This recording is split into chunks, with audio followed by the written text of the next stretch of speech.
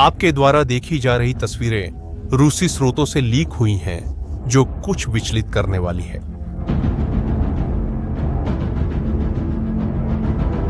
एक चीनी लेजर रक्षा प्रणाली साइलेंट हंटर नामक यह हथियार यूक्रेनी ड्रोन को युद्ध के मोर्चे पर गिराने के लिए प्रयोग किया जा रहा है। यह फाइबर ऑप्टिक लेजर असाधारण शक्ति रखता है, कुछ 30 से 100 किलोवाट के बीच। दूसरे शब्दों में, यह 4 किलोमीटर दूर तक के लक्ष्यों को नष्ट कर सकता है।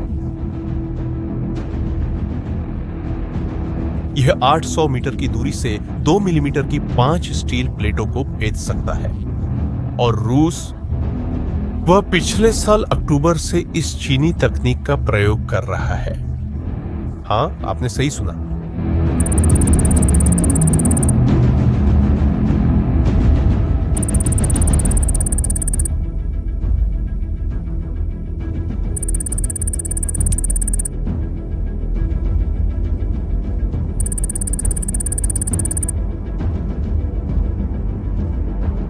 चीनी लेजर यूक्रेन में युद्ध के मैदान को आकार दे रहे हैं, लेकिन इससे भी ज्यादा चिंता की बात कुछ और है। यह लेजर सिर्फ ड्रोन गिराने से कहीं आगे है, क्योंकि यूक्रेन में लक्ष्यों को नष्ट करने के अलावा इनका इस्तेमाल कुछ अलग करने के लिए भी किया गया है।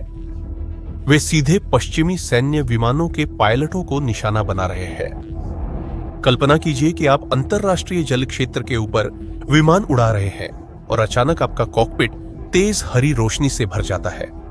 आपकी आंखों में जलन होती है, आपकी दृष्टि धुंधली हो जाती है और कुछ डरावने सेकंड्स के लिए आप अपने उपकरण नहीं देख पाते। दोस्तों, यह एक असाधारण दुर्घटना है। यह एक संदेश है। मैं आपको इसका मतलब पूरी तरह समझा दूंगा। वह दिन था 2 जुलाई 2025। एक जर्मन निगरानी विमान लाल सागर में गश्त मिशन पर था। बीचक्राफ्ट किंग एयर विमान में सवार एक जर्मन सैन्य दल नागरिक कंपनी से किराए पर लिए गए विमान का संचालन कर रहा था। यह मिशन यूरोपीय संघ के ऑपरेशन एस्पिडेस का हिस्सा था, जिसे खास तौर पर यमन के हूथी विद्रोहियों के हमलों से वाणिज्यिक जहाजों की सुरक्षा के लिए बनाया गया था। यह एक सामान्य मिशन होना चाहिए था, लेकिन ऐसा नहीं हुआ। लेकिन फिर कुछ हुआ जिसने सब बदल दिया। एक चीनी युद्धपोत ने सीधे जर्मन विमान पर एक सैन्य लेजर दागा, लेकिन इस मामले में यह अलग था। उन्होंने लेजर को यूक्रेन की तरह नष्ट करने के लिए नहीं चलाया। इरादा डराने, अंधा करने और संदेश भेजने का था। यह बिना किसी पूर्व चेतावनी, उकसावे या आपातकालीन संचार के किया गया। जर्मन क्रू को तुरंत मिशन रद्द करना पड़ा और सुरक्षा के लिहाज से जिबूती स्थित बेस पर लौटना पड़ा। घटना के तुरंत बाद जर्मनों ने गुस्से में प्रतिक्रिया दी। जर्मनी के विदेश मंत्रालय ने इस कृत्य को पूरी तरह से अस्वीकार्य बताया। चीनी राजदूत को स्पष्टीकरण देने के लिए तलब किया गया। यूरोपीय संघ ने भी पूरी एकजुटता दिखाते हुए चीनी राजदूत को तलब किया और इस घटना को एक सामूहिक यूरोपीय अभियान पर सीधी चुनौती के रूप में देखा। और आप जानना चाहेंगे कि चीन की प्रतिक्रिया क्या थी? ठीक है, उन्होंने सब कुछ नकार दिया। उन्होंने कहा कि जर्मनी झूठ बोल रहा था। उन्होंने कहा कि रेड सी क्षेत्र में उनके कोई जहाज नहीं थे। एक ही सच्चाई की 2 भिन्न भिन्न कथाएं थी, और यही समस्या है। यह पहली बार नहीं था, ऐसा पहले भी हुआ है, और इससे पहले भी 2018 में जिबूती के पास उसी इलाके में चीन पर अमेरिकी सैन्य विमानों के खिलाफ लेजर का इस्तेमाल करने का आरोप लगाया गया था। नतीजा, C-130 के 2 पायलटों की आंखों में हल्की चोटें आई।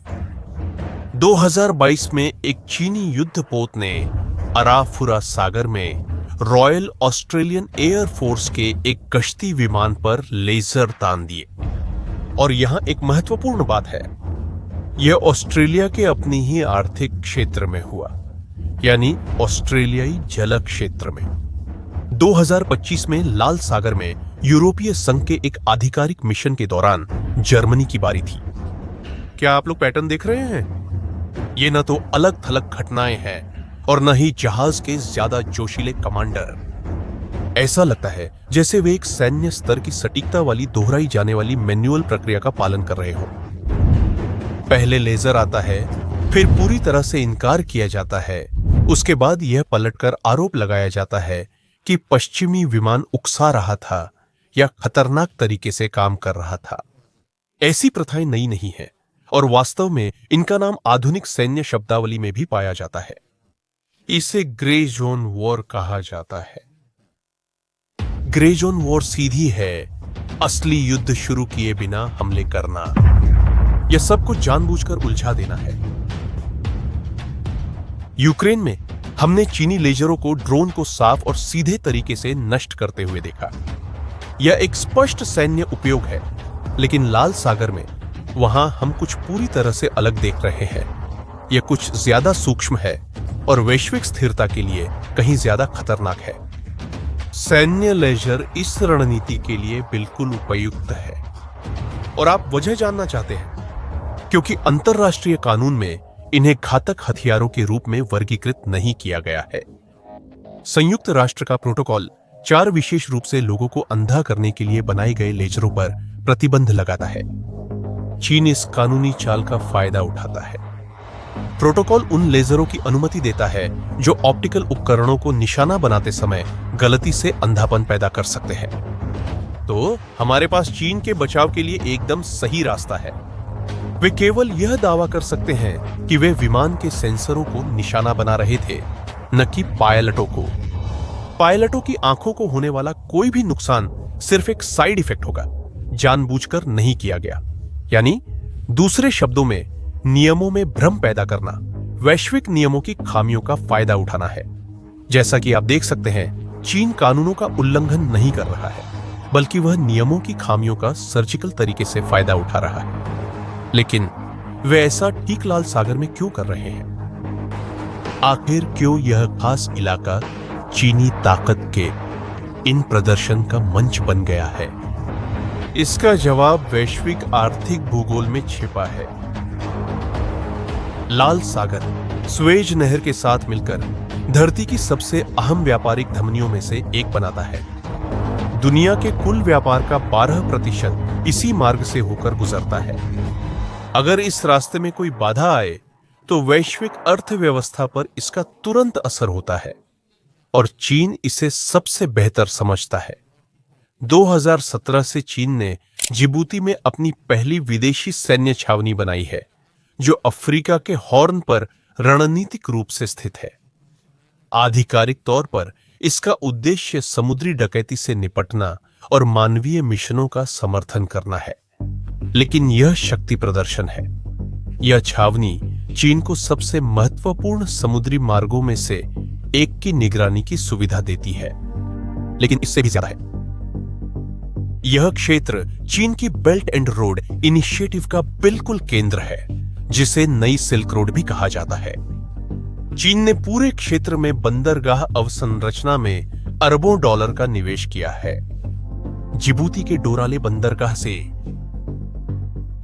मिस्र में स्वेज नहर के आर्थिक क्षेत्र तक, चीनी लोगों के लिए समुद्री संचार लाइनों की सुरक्षा एक व्यापारिक मामले से अधिक है। यह चीन की सुरक्षा के लिए जीवन मरण का प्रश्न है। और अब एक यूरोपीय नौसैनिक शक्ति इसी रणनीतिक क्षेत्र में सक्रिय है। ऑपरेशन स्पाइड्स का मकसद केवल हुथियों से लड़ना नहीं है, जिसका पहले उल्लेख किया गया था। यूरोपीय संघ यह साबित करने की कोशिश कर रहा है कि वह अमेरिकियों पर पूरी तरह निर्भर हुए बिना एक स्वतंत्र सुरक्षा शक्ति के रूप में काम कर सकता है। यह उस चीज की परीक्षा है जिसे यूरोपीय रणनीतिक स्वायत्तता कहा जा रहा है।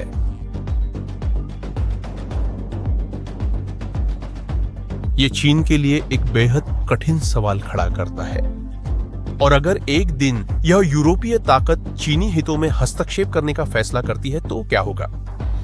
जैसा कि आप देख सकते हैं, वे पहले से ही लेजर के माध्यम से संदेश भेज रहे हैं। लेकिन क्या आप जानना चाहते हैं कि यह संदेश इतना खतरनाक क्यों है?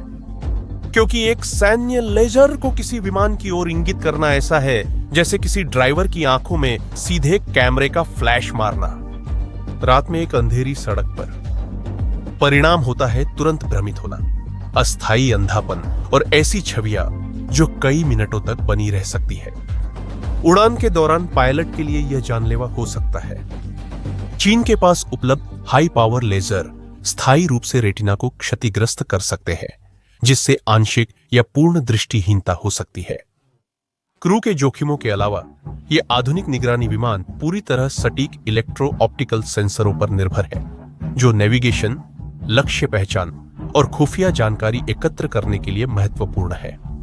एक लेजर इन सेंसरों को ओवरलोड कर सकता है और स्थायी रूप से जला सकता है। यह न केवल विशेष मिशन बल्कि नेविगेशन और उड़ान सुरक्षा के महत्वपूर्ण सिस्टम को भी प्रभावित कर सकता है। इसी कारण से विमानों के खिलाफ लेजर का इस्तेमाल करना दुनिया के अधिकांश देशों में अपराध माना जाता है। यह कोई सैन्य शरारत नहीं है, यह एक ऐसा कृत्य है जो मानव जीवन को खतरे में डालता है। जो कुछ हम देख रहे हैं वह पूरी तरह से नया है। चीन अपनी ग्रे जोन रणनीतियों का वैश्वीकरण कर रहा है, जो दक्षिण चीन सागर में एक क्षेत्रीय व्यवहार के रूप में शुरू हुआ था। उन जल क्षेत्रों में जिन्हें चीन अपना मानता है, अब वह दुनिया भर के अंतर्राष्ट्रीय जल क्षेत्रों में हो रहा है।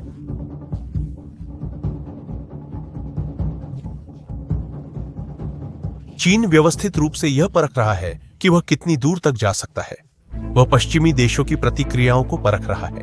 वह एक नया सामान्य स्थापित करने की कोशिश कर रहा है, जहां सैन्य डराने धमकाने के कृत्य स्वीकार्य हो जाए, जब तक वे तकनीकी रूप से उस सीमा से नीचे रहे जो पारंपरिक युद्ध को भड़का सकती है। और यहां वह सवाल है जो हम सभी को चिंतित करना चाहिए।